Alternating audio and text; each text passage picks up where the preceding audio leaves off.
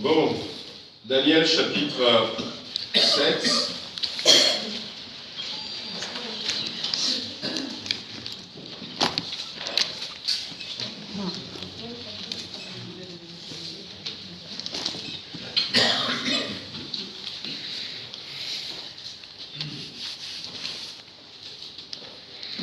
On va reprendre simplement à partir du verset 9.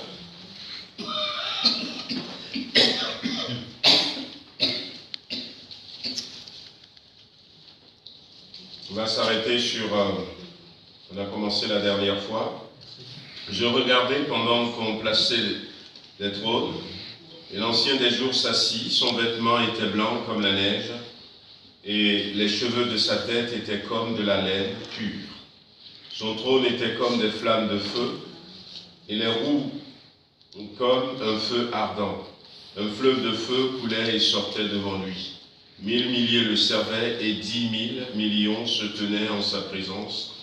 Les juges s'assirent et les livres furent ouverts. Je regardais alors à cause des paroles arrogantes que prononçait la corne, et tandis que je regardais, l'animal fut tué et son corps fut anéanti, livré au feu pour être brûlé. Les autres animaux furent dépouillés de leur puissance, mais une prolongation de vie leur fut accordée jusqu'à un certain temps.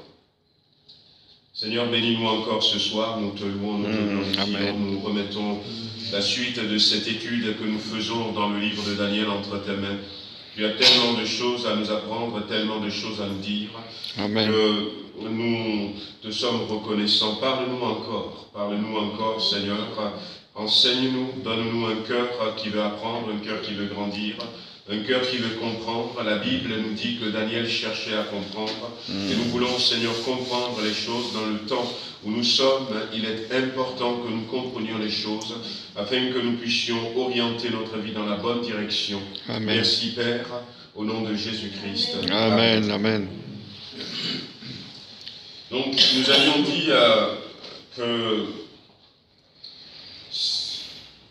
ce passage nous parle de la sainteté de Dieu, nous parle de ce Dieu juste, ce Dieu qui est intègre, qui est droit, des trônes qui sont placés, l'ancien du jour, donc c'est le Dieu d'éternité. Ils n'ont pas trouvé autre chose pour dire plus que l'ancien de jour, pour dire qu'il existe depuis toute éternité. Et il va rester de toute éternité, cheveux blancs. La Bible va dire ici qu'il était pur comme de la laine. Tout ça, ce vêtement blanc, nous parle de la sainteté de Dieu, de sa pureté. Nous pouvons faire confiance à la justice de Dieu, parce que la justice de Dieu est différente de la justice des hommes. La justice des hommes est partiale. La justice des hommes, bien qu'on soit blanc ou noir, c'est La Fontaine qui a fait les animaux malades de la peste. Pour ceux qui se rappellent, voilà, donc qu'on soit blanc ou noir, voilà, le jugement de la cour, c'est selon les gens. Et on sait que cette justice-là n'est pas honnête, mais la justice divine, la justice de Dieu, elle est honnête. Et en plus, on lisait aussi que des livres furent ouverts. Donc il y a un jugement, on parle de juge. Le feu, c'est aussi souvent le symbole de la justice de Dieu. Et les livres furent ouverts. La dernière fois, nous avions dit que tout ce que nous faisons sur terre, tout ce que nous disons, tous les actes que nous posons sont enregistrés. Et d'ailleurs, le pasteur disait dimanche que des fois on regarde des choses sur le téléphone portable et puis on l'efface. Mais il y a une copie qui s'en va au ciel. Il y a une copie qui s'en va au ciel. On avait un frère à l'église, c'est pas ici, dans une autre église, et puis un frère qu'on appréciait très très bien. Et à un moment donné, il était obligé de partir pour quelques mois, il a préféré libérer son appartement. Et quand il était revenu, le temps qu'il retrouve un autre appartement, il avait été dans une famille.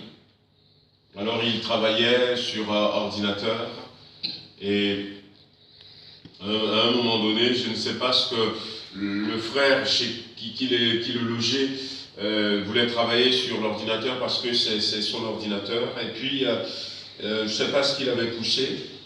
Et ceux qui comment l'appelle-t-on, sont doués le savent, hein, ceux qui ont un peu de connaissances. Après, il va dans l'historique et il avait vu que des sites pornographiques. Que des sites pornographiques. Alors, ce n'est plus sur l'ordinateur comme ça, même si l'ordinateur est allumé, tu ne vas pas le voir. Mais il y a un endroit où toutes ces choses, les liens, le nom de ces sites ont été enregistrés. C'est des choses qui arrivent dans la vie, qui nous montrent que si les hommes peuvent enregistrer ces choses, eh bien, et Dieu alors. Et Dieu alors. Donc, on avait dit que, alors que sur la terre, il y avait cette corne qui faisait la guerre au sein, cette corne qui prononçait des paroles blasphématoires contre le Très-Haut et contre ses serviteurs, Dieu, dans le ciel, nous dit, attention, il va y avoir un jugement. Mais la suite de ce que nous avions lu nous dit que Dieu, à un moment donné, à partir du verset 12, même le verset 11, je regardais, alors, à cause des paroles arrogantes que prononçait la corne, et tandis que je regardais, l'animal fut tué, et son corps fut anéanti, livré au feu pour être brûlé. Une destruction totale. Ça nous parle d'une destruction totale. Et faisons attention lorsque nous nous adressons à Dieu. Le Dieu de la Bible, même si nous sommes au temps de la grâce, c'est un Dieu redoutable. Un Dieu redoutable parce que la Bible nous dit que même si nous sommes infidèles, Dieu, lui, il reste fidèle. Encore une fois, quand nous entendons ce verset que l'apôtre Paul va dire, nous le prenons du bon côté. Il dit, même si moi je suis infidèle, si je marche dans l'infidélité, Dieu, lui, il est fidèle, ça veut dire qu'il va continuer à me bénir. On le comprend comme ça, mais ce n'est pas tout à fait comme ça qu'il faut le comprendre, ce verset. Dieu me demande une certaine fidélité. Et Dieu, si je suis fidèle à Dieu, Dieu a dit qu'il va poser certains actes. Dieu a prononcé des paroles. Et si je suis fidèle, tant mieux, parce que j'aurai la bénédiction que va générer ma fidélité devant Dieu. Mais attention, même si moi je reste infidèle, Dieu, lui, il va rester fidèle à la parole qu'il a prononcée. Et cette parole peut être une parole qui me fait du bien ou qui me juge. Qui me juge. Et je vous avais cité l'exemple dans la Bible, à 2 reprises, la Bible va marquer ça, où Dieu va dire à un moment donné, si vous écoutez très bien ce que je vous dis, si vous obéissez, si vous êtes fidèles à mes commandements, vous serez la tête et non la queue. Et puis, tout chapelet de bénédiction. Vous serez bénis dans le champ, vous serez bénis à la maison, vos enfants seront bénis. Il y a toute une bénédiction qui vont suivre. Mais si vous n'écoutez pas ce que je vous dis, si vous n'obéissez pas, eh bien, vos ennemis vont dominer sur vous. Il y aura la malédiction.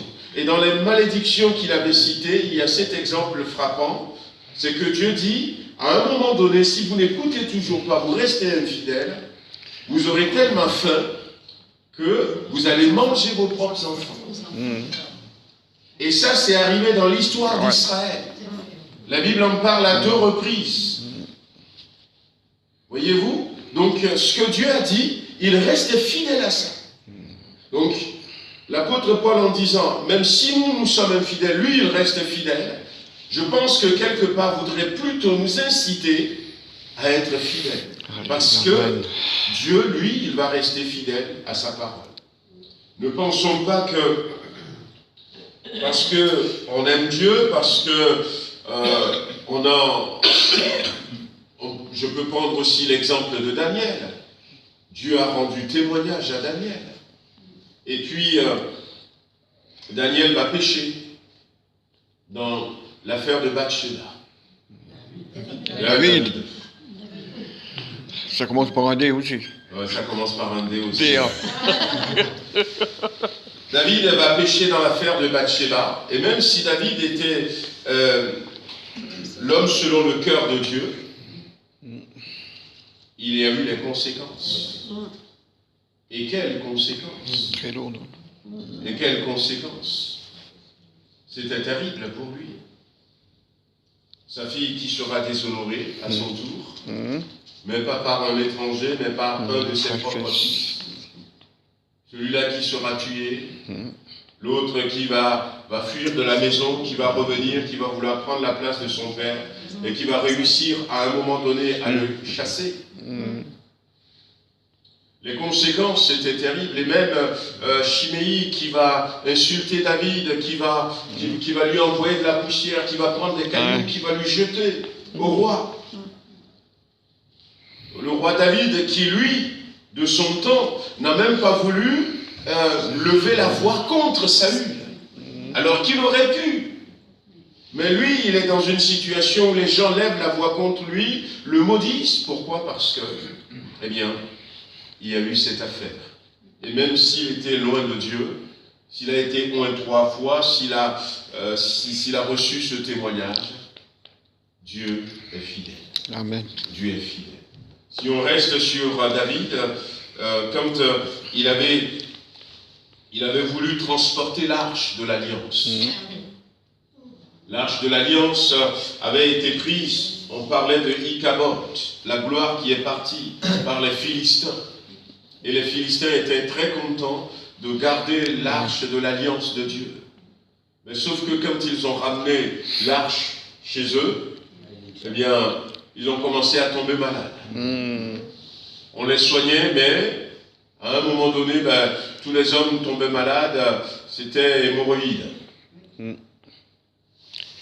Ils ont fait attention à ce qu'ils mangeaient, tout ça, mais non. Et puis finalement, ils ont compris que c'est l'arche.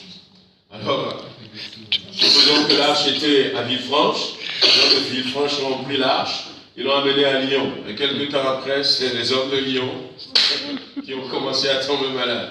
Après, ils l'ont pris de Lyon, ils l'ont amené à Saint-Étienne. Les gens de Saint-Étienne. Et puis finalement, ils l'ont amené quelque part, je ne sais plus où. Et là, ils ont dit, ah non, on ne veut pas. On ne veut pas. Mais pourquoi vous ne renvoyez pas l'arche? C'est une victoire qu'il y a eu, mais cette coupe-là, le trophée-là, on ne veut pas. Et puis, ils ont ramené, c'était resté dans la maison d'Abinadab pendant un temps. Et après, David avait voulu ramener l'arche. Et quand David avait voulu ramener l'arche, à ce moment-là, Dieu avait dit, il faut que l'arche soit portée sur les épaules. Ça a été fait exprès pour, il y a des anneaux qui sont aux 4 points, on passe un bout de bois préparé et entouré d'or, on passe dans les anneaux, et les Lévites portent l'arche sur l'épaule. Mais David, à qui tout réussissait à ce moment-là, était d'accord que l'arche soit mise sur un char neuf, tiré par 2 bœufs. Et puis il y avait 2 fils de Lévites qui étaient à côté de l'arche, puisque les bœufs, et puis à ce moment-là, les routes, c'était pas des routes goudronnées, c'était pas des routes droites comme nous avons aujourd'hui. Et à un moment donné, il y a un des bœufs qui a glissé un peu, l'arche allait tomber, et Uza, qui est à côté, va retenir l'arche, pour que l'arche ne tombe pas. Une bonne action. Mais Dieu l'a frappé, il est mort sur lui. David a eu très peur. Il n'a plus voulu prendre l'arche chez lui, l'a mis dans la maison d'Abinadab. Et la deuxième fois, quelque temps après, il va dire ceci aux Lévites, parce que vous n'êtes pas là, parce que vous n'avez pas, vous portez l'arche, parce que vous n'êtes pas là la première fois, Dieu nous avait frappé d'un grand malheur. Dieu a dit, et qui que nous soyons, soyons fidèles à Dieu. Et on se rend compte quand même que cette corne, si on revient dans le livre de Daniel, va prononcer des paroles arrogantes. Va prononcer des paroles arrogantes, des paroles blasphématoires. Le Dieu de la Bible, comme je dis, c'est un Dieu redoutable. Un Dieu qui ne laisse pas le coupable impuni. Nous avons bénéficié de la grâce. Et nous sommes encore dans le temps de la grâce. Mais ça ne veut pas dire que les péchés que nous avions commis sont impunis, puisque le jugement était tombé sur Jésus-Christ. La punition avait été appliquée, et c'est quelqu'un d'autre qui l'a pris. Dieu n'est pas un Dieu qui laisse le coupable impuni. Et cet homme qui est personnifié par cette petite corne, eh bien, pense qu'il peut parler n'importe comment à Dieu. On reparlait, je crois, je ne sais pas si c'était à l'église la dernière fois autour d'une table du Titanic. C'est parce quelle mouche pique les autres. Vous avez fabriqué votre bateau, vous pensez que ce bateau est insubmersible, tant mieux. Ils vont dire, même Dieu ne peut pas couler ce bateau. Pourquoi aller provoquer Dieu? Même Dieu ne peut pas couler ce bateau. Non, Dieu ne l'a pas coulé, c'est un iceberg. L'iceberg l'a coulé. Voyez-vous, donc, ce verset quand même nous dit de faire attention, et nous avons besoin de retrouver cette piété dans notre vie, dans notre famille, dans l'Église, parce que Dieu a des livres, il enregistre tout, et Dieu ne laissera pas le coupable impuni. Et alors qu'à un moment donné, l'Antichrist penserait qu'il a un contrôle total, qu'il est devenu tout puissant, la Bible nous dit ici qu'il sera arrêté. Il sera arrêté. Donc ici simplement il a dit, l'animal fut tué et son corps fut anéanti, livré au feu pour être brûlé. La Bible nous dit que lorsque Christ reviendra avec son Église, il mettra fin à la guerre, l'Antichrist et le faux prophète seront jetés en enfer. Seront jetés en enfer. Et le diable sera lié pendant 1000 ans. Pendant 1000 ans. Donc, des fois on pense, et cet homme va penser que non, c'est lui, il a tout le contrôle, il gouverne, et puis Dieu va mettre fin à son règne.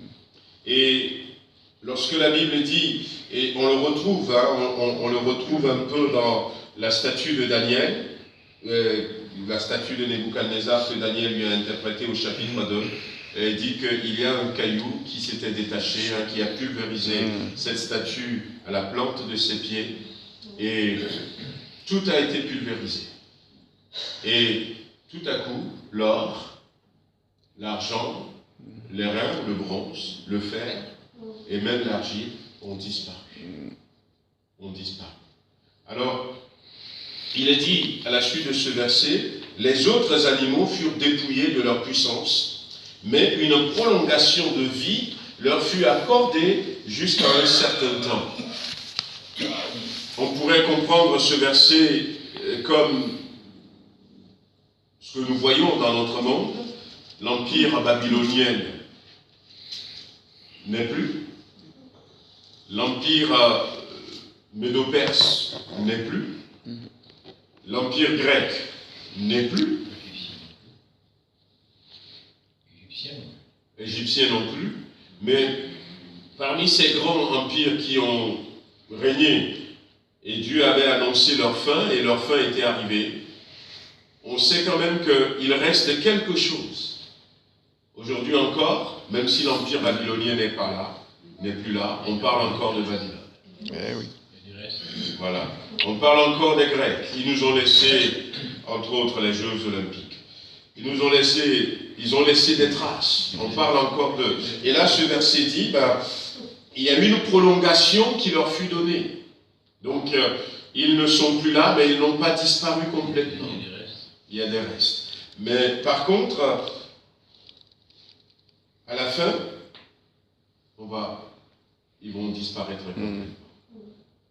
Comme dans l'image de la statue, on ne les a plus. Comme une balle qui est transportée par le vent sur une aire d'été. Ils vont disparaître complètement. Qu'est-ce que ça nous dit? Ils vont disparaître complètement. Et là aussi, il est dit que l'animal fut tué et son corps, ça représente en quelque sorte aussi son royaume, son empire. Son corps fut anéanti. Ils vont disparaître. Pourquoi ils vont disparaître complètement? Parce que ce que le monde va vivre, lorsque le règne de Christ va être établi, n'aura rien à voir avec ce que le monde a vécu jusqu'à maintenant. Ce qu'on vit, ce qu'on a vécu, ce qu'on connaît, eh bien, va disparaître. Ça va être complètement nouveau. Ça va être complètement différent. Ils vont disparaître complètement. Imaginez, déjà, ça a commencé, même si ils ne l'ont pas encore officialisé, parce que les temps ne sont pas encore là, mais ils vont tenter de mettre en place ce gouvernement mondial lorsque l'Antichrist va venir. Il va y avoir un gouvernement mondial. Et puis, il y a tout ce qu'on nous prépare, les puces, il y a le monde moderne comme on le connaît.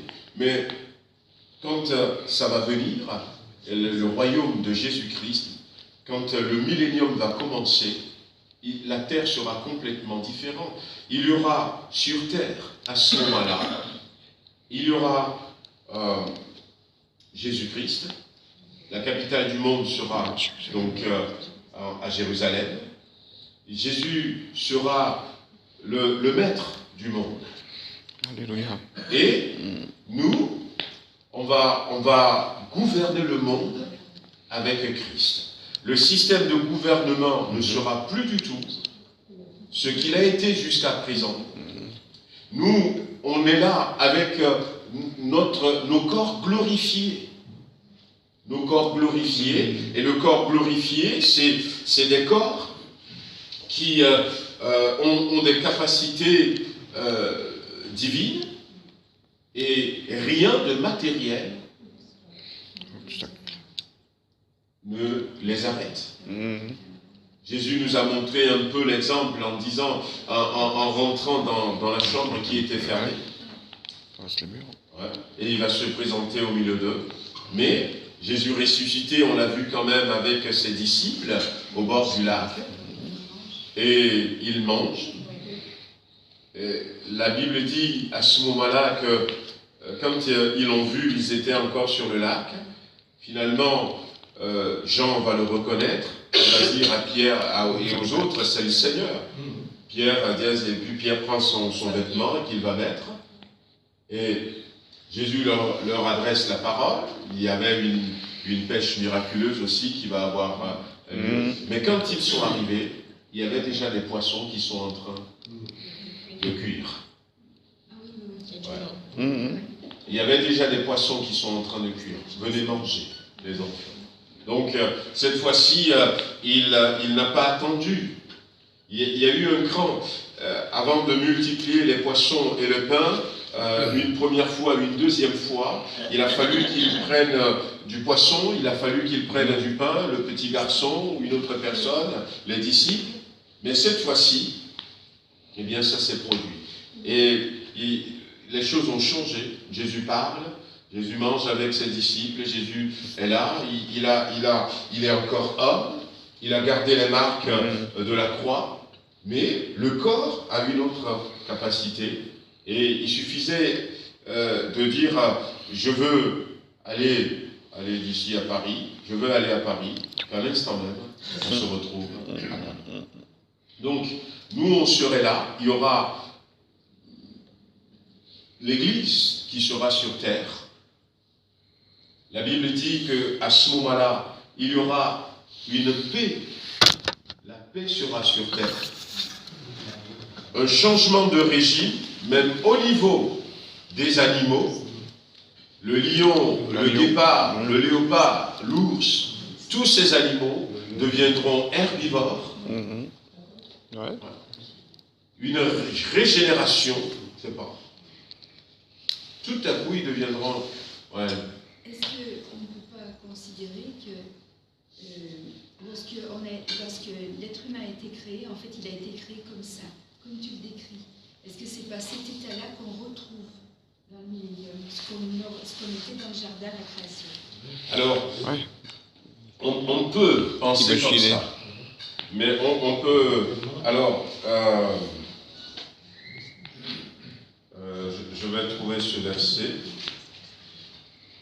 On peut penser comme ça. Qu'on retrouve. Pendant un temps, on peut penser que on a été créé. C'est des choses que Dieu a déjà mis en nous. Voilà. Mais alors, je vais plutôt prendre ce verset. Non, je suis dans 1 Corinthiens, chapitre 15.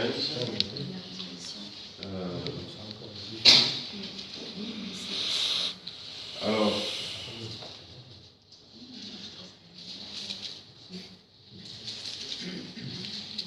donc, on va lire ces quelques versets. Voilà.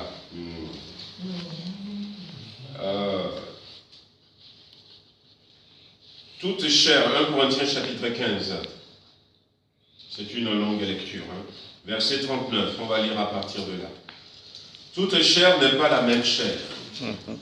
Autre est la chair des hommes, autre celle des quadrupèdes, autre celle des oiseaux, autre celle des poissons.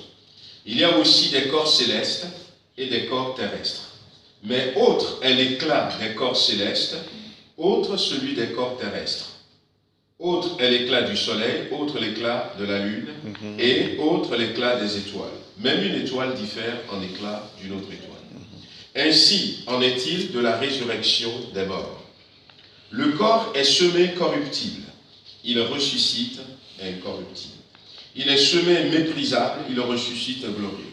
Il est semé infirme, il ressuscite plein de force. Il est semé corps animal, il ressuscite corps spirituel. S'il y a un corps animal, il y a aussi un corps spirituel. C'est pourquoi il est écrit, le premier homme, Adam, devint une âme vivante. Le dernier Adam est devenu un esprit vivifiant. Mais ce qui est spirituel n'est pas le premier, c'est ce qui est animal. Ce qui est spirituel vient ensuite. Le premier homme tiré de la terre est terrestre, le second homme est le Seigneur du ciel. Tel est le terrestre, tels sont aussi les terrestres, et tel est le céleste, tels sont aussi les célestes. Et de même que nous avons porté l'image du terrestre, nous porterons l'image du céleste. Ce que je dis, frères, c'est que la chair et le sang ne peuvent hériter le royaume de Dieu, et que la corruption n'hérite pas l'incorruptibilité. Voici, je vous dis, un mystère. Nous ne mourrons pas tous, mais tous nous serons changés en un instant, en un clin d'œil, à la dernière trompette. La trompette sonnera, et les morts ressusciteront incorruptibles, et nous serons changés. Car il faut que ce corps corruptible revête l'incorruptibilité. Voilà, c'est là où il y a le changement. Même si cette capacité est peut-être en nous, à ce moment-là, on va être revêtu de ce que la Bible ici appelle incorruptibilité pour avoir toutes ces capacités. Et il y avait, quand la Bible dit, Allez, dans le livre de Genèse, je crois qu'on avait déjà parlé de ce verset. Genèse chapitre 2.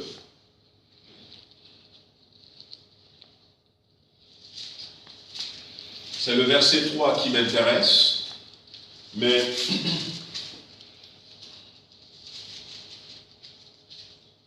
on va lire à partir du verset 1er.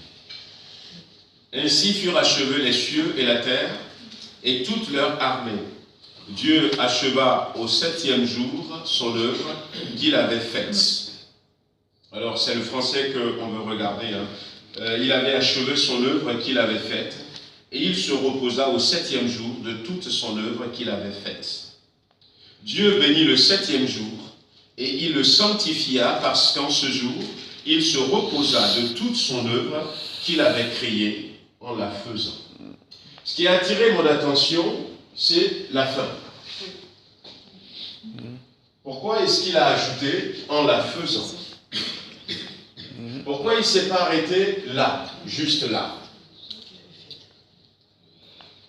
Pourquoi il avait rajouté? Et puis, en la faisant, je crois que même avec les nouvelles traditions maintenant, ça va, mais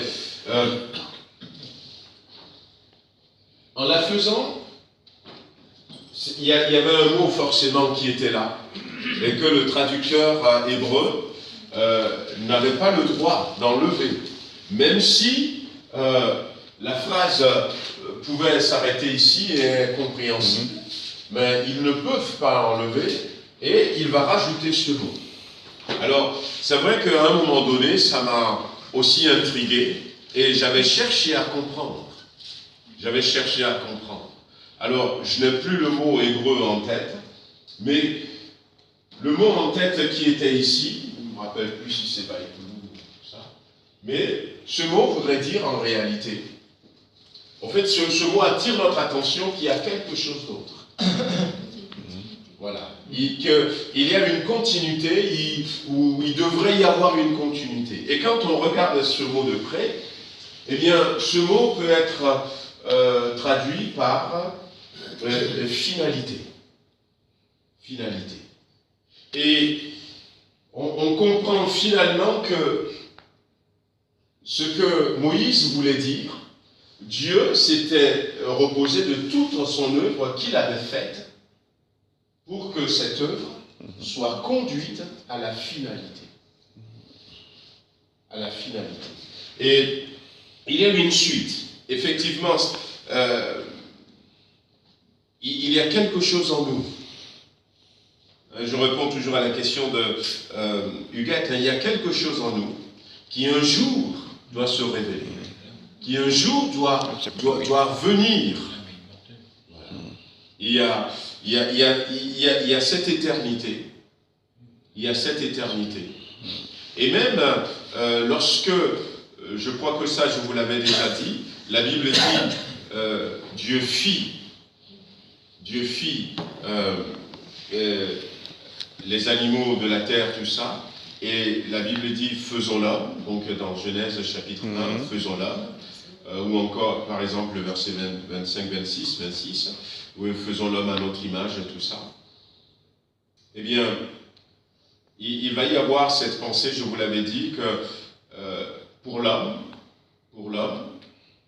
c'était le même verbe faire, mais c'est écrit avec 2 i. Comme s'il y avait une erreur. Et là aussi, le traducteur de la Bible a laissé les 2 i en hébreu. Donc, fille avec F-I-T, donc, ou encore Dieu a fait les animaux, F-I-T, Dieu a fait les hommes, mais F-A-I-I-T. Et puis, bon, il y a eu l'erreur, ils ont laissé, il ne faut pas toucher, mais en réalité, ce n'est pas une erreur. C'était comme ça. Et le mot « i » symbolise un autre mot qui en français dit « penchant ». Et on comprend que Dieu a créé les animaux avec un seul penchant. Et il a créé les hommes avec 2 penchants. Il les a fait avec 2 penchants. Il nous a fait avec 2 penchants. Un penchant pour les choses terrestres et un penchant pour Et toujours dans Genèse, chapitre 3,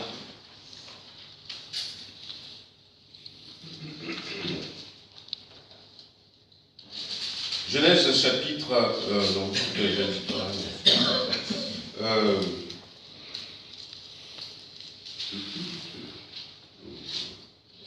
je vais trouver un cesse comme c'est des questions.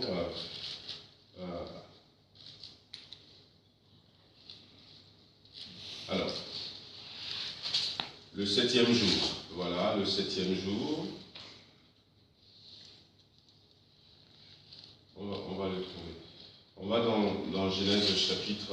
Alors, vous savez aussi, dans Genèse chapitre 1, par exemple, il est dit, hein, voilà, c'est dans Genèse chapitre 1,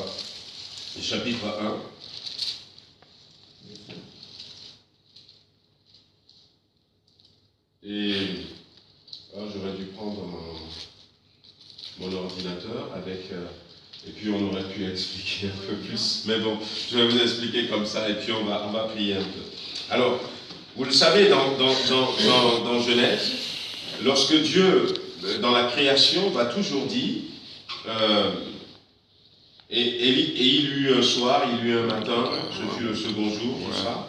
Et à chaque fois aussi, la Bible dit, pour les lecteurs de la Bible, Dieu vit que cela était bon. Dieu vit que cela était bon.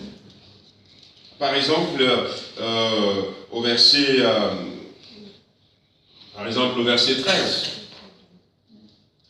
ou verset 12, par exemple, et cela fut ainsi, la terre produit de la verdure. C'est là que le Dieu est en train de créer la verdure, de l'herbe portant de la semence selon son espèce, des arbres donnant du fruit et ayant en eux leurs semences selon leur espèce. Dieu vit que cela était bon. Il y eut un soir et eut un matin. Voilà. Donc, on va retrouver ça. Dieu va dire après qu'il y ait des oiseaux. Et au verset 18, par exemple, vous allez retrouver, donc quand Dieu va créer les étoiles, tout ça, Dieu vit que cela était bon. Et puis, au verset 22 ou à la fin du verset 21, Dieu créa les grands poissons, les poissons, les eaux, et Dieu vit les oiseaux, tout ça, Dieu vit que cela était bon. Donc, et Dieu va créer les autres animaux, et quand Dieu va les créer, la Bible dira encore que Dieu fit les animaux des ciels, et au verset 26, les reptiles, les animaux de la terre, Dieu vit que cela était bon. Mais quand Dieu a créé l'homme, il a dit c'était très bon. C'est quoi la différence entre bon et très bon? Extra. Il y a quelque chose de plus. C'est l'esprit. C'est l'esprit. À votre avis, c'est bon et très bon? Non, je ne vais pas vous... Bon, c'est... Je vous dis simplement la différence. C'est vrai que même pour le soleil, pour tout ce que Dieu a créé, c'était bon. Mais pour l'homme, c'était très bon. C'est vrai que le très bon, c'est plus que bon. C'est le parfait. Mais qu'est-ce qui fait que l'homme est plus que bon? Qu'est-ce qui fait que l'homme est plus que dépasse le soleil et tout ça? Le bon, en réalité, il y a l'esprit, c'est vrai, mais dans l'esprit de ce passage, le bon, c'est ce qui est éphémère. C'est ce qui est passager. C'est ce que, je retourne à ce mot finalité, c'est ce qui disparaît à la fin. C'est ce qui disparaît à la fin. Lorsque la finalité va venir, lorsque la fin sera là, le bon n'existera pas. Mais le très bon, ce n'est pas encore le parfait, mais le très bon, lorsque arrive la fin, le très bon se transforme. C'est pour ça que c'est plus que bon. L'homme ne disparaîtra pas à la fin. Déjà, l'éternité est annoncée là, dans la création. L'homme ne va pas disparaître comme l'animal. Le soleil disparaîtra, la Bible nous dit. Voyez-vous, la mort va donner, la mer va donner tous les morts qui sont en elle, et la mer ne fut plus. Voyez-vous, toutes ces choses vont disparaître à la fin. Mais l'homme ne disparaît pas. Il ne va pas continuer comme ça, mais il va être transformé. C'est ça le trait. Donc, si c'est que j'avais pensé parler de ça, je trouverai les mots hébreux, même si je ne les prononce pas bien.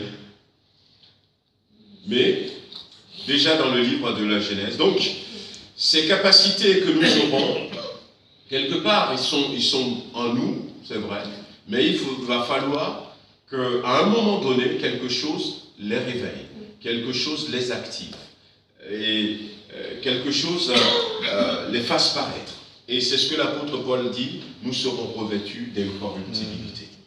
Et nous ne serons plus corruptibles. Il n'y aura que la vérité, il n'y aura que la paix, il n'y aura que la droiture, que l'honnêteté, que la loyauté qui va émaner de chaque être vivant.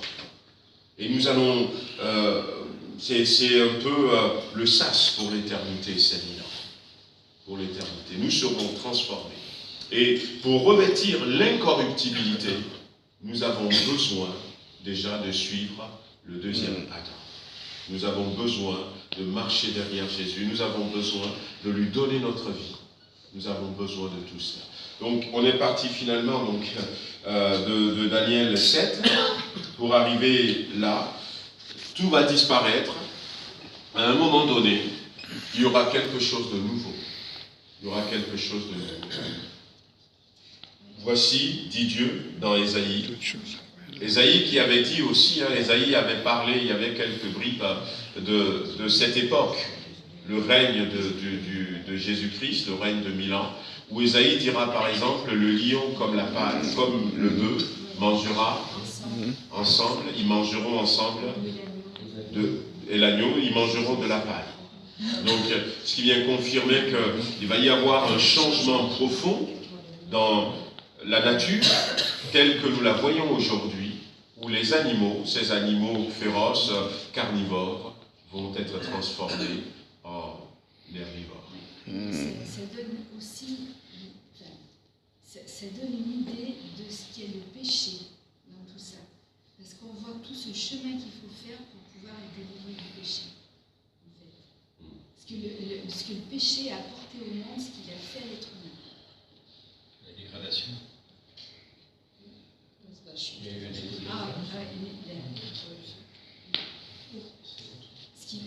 Tout ce processus qu'il va falloir faire à l'envers pour pouvoir revenir.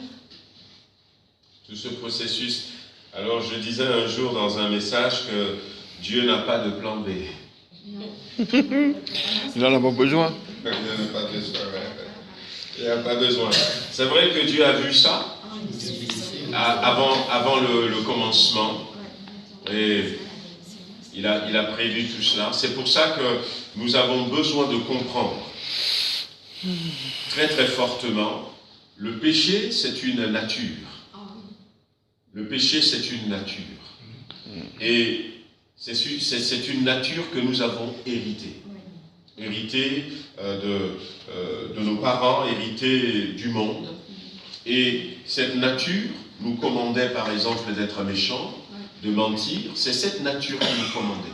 Ce n'est pas, comprenons bien, frères et sœurs, que ce n'est pas parce que quelqu'un ment, ce n'est pas parce que quelqu'un vole qu'il est pécheur.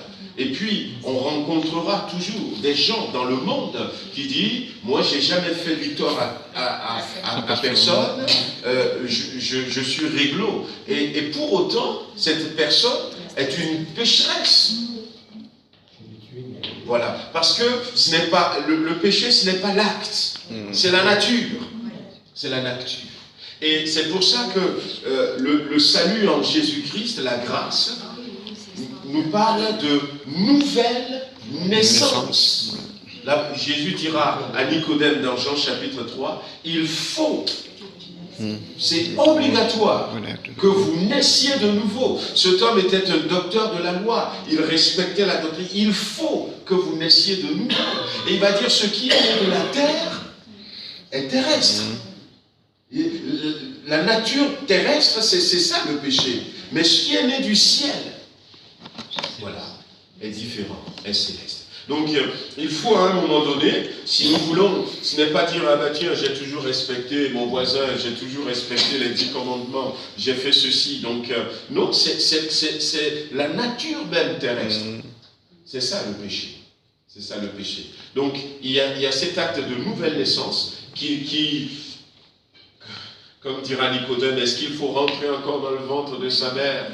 Et à ce moment-là, je ne savais même pas si sa maman était encore vivante. Mais bon. Oui, là, je... Mais il y a une régénération. Il y a une nouvelle nature. Et ce que nous devrons comprendre, c'est que même si rien n'a changé, oh, j'ai gardé ma tête ronde, j'ai gardé la couleur de ma peau, même si rien n'a changé, si on m'appelle toujours Lolo, eh bien, en apparence, rien n'a changé. Mais, au fond, je ne suis plus pécheur. Je ne suis plus pécheur. Donc, et c'est à partir du moment où nous intégrons ça, que véritablement, lorsque le mensonge va se présenter, parce que la nature terrestre, lorsqu'il y a une situation, le mensonge dit « utilise-moi », nous n'avons aucune force, pour la plupart d'entre nous, pour ne pas mentir. Le mensonge nous commandait. Cette nature nous commandait. À un moment donné, peut-être pas dans tous les domaines, mais nous n'avons plus besoin d'obéir à cette nature. Nous n'avons plus du tout besoin d'obéir à cette nature.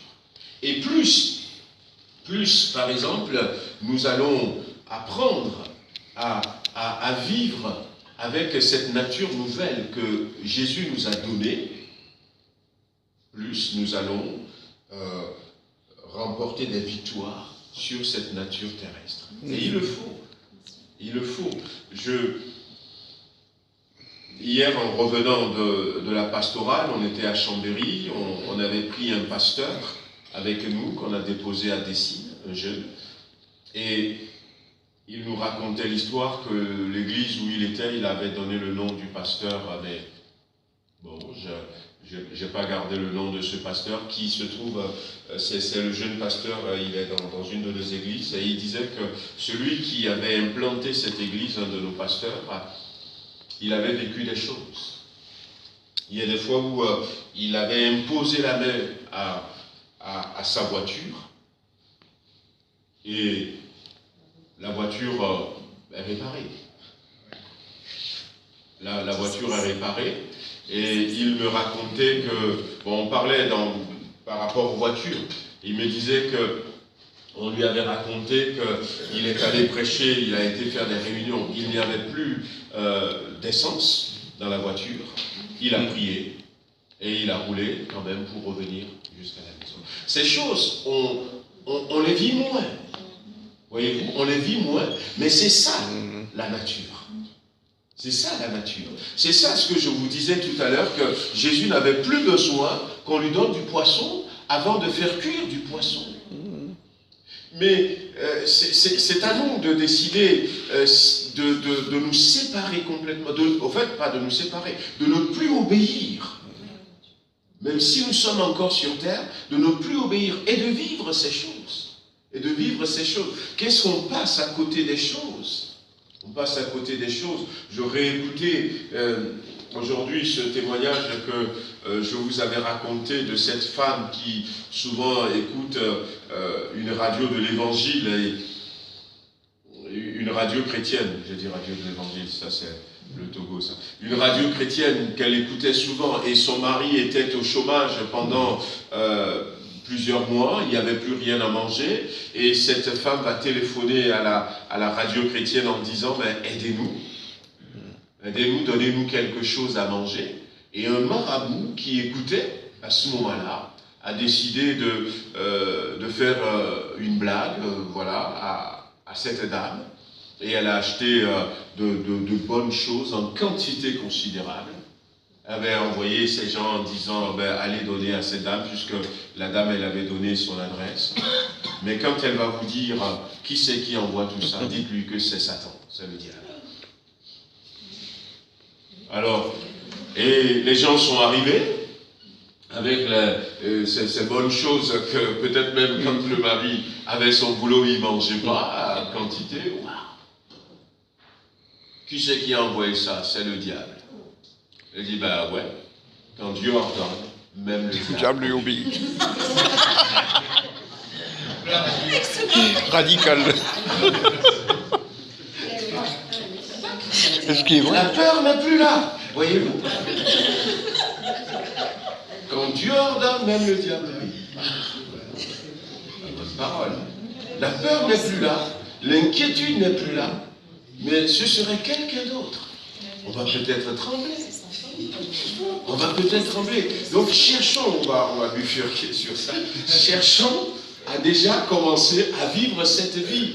Je me rappelle de cette femme aussi, le témoignage de cette femme. À un moment donné, son époux lui dit, tu ne vas plus à l'église. Elle dit, mais non, je ne vais pas abandonner mon Dieu pour toi. Je vais à l'église. Les mardis soirs, c'est l'étude biblique, c'est la prière. Et puis, le monsieur a essayé de s'énerver, de se mettre en colère, tout ça. La sœur, elle vient toujours à l'église. Et un jour, le monsieur lui dit, ben, si tu ne m'écoutes pas, un jour, je te tuerai, et tout ça. La sœur vient toujours. Et puis, ce jour-là, eh bien, ce mardi soir, avant que la sœur ne parte, le monsieur se tenait devant la porte. Il a acheté effectivement un fusil. Et, alors que la femme allait sortir, dis-moi où tu vas ce soir. Et la sœur lui dit, ce soir, si tu tires sur moi, je pars au ciel. Si tu ne tires pas sur moi, je vais à la réunion.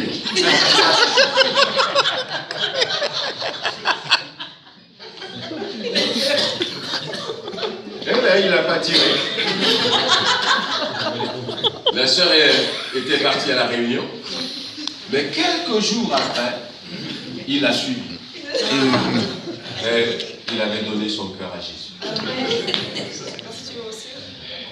Voyez-vous, ça c'est notre nouvelle naissance, c'est la nouvelle nature. Et c'est pour ça que l'apôtre Paul nous dira, celui qui est en Christ est une nouvelle création. Il y a des versions qui disent est une nouvelle créature. C'est-à-dire qu'on a été recréé. Mais ce qui nous fait du tort, c'est que nous ne le réalisons pas suffisamment. Nous ne réalisons pas suffisamment que nous avons changé d'identité. Que maintenant, nous ne sommes plus obligés d'habiter dans une cabane. Que maintenant, nous avons une chambre, toute une aile d'un château qui nous est réservé. Que nous sommes devenus enfants de Dieu. Celui qui appelle les choses qui ne sont pas à l'existence comme si elles étaient. Et nous laissons encore certaines choses. Voyez-vous, nous laissons encore certaines choses nous dicter leur loi. Même si le diable rabâche ça à plusieurs reprises, c'est à nous de comprendre. Et c'est pour ça aussi qu'il est important de lire cette parole, de chercher à comprendre cette parole. Chercher à comprendre cette parole.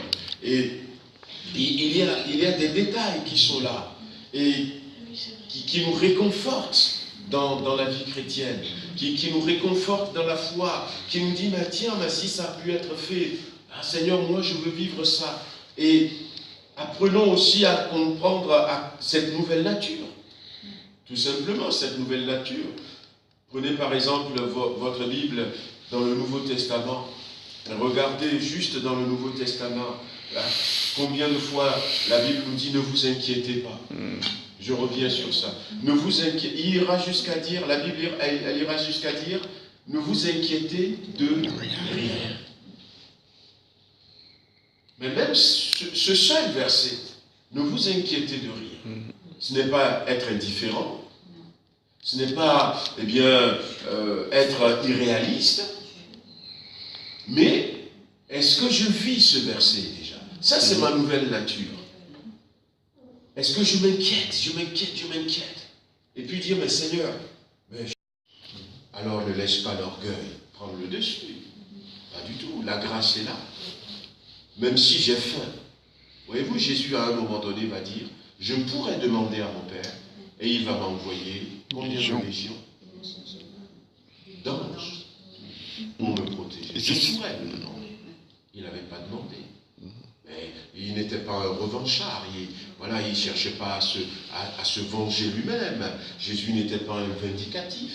Et nous, on doit comprendre cette nouvelle nature et commencer déjà petit à petit à le vivre en disant, je ne suis pas ça.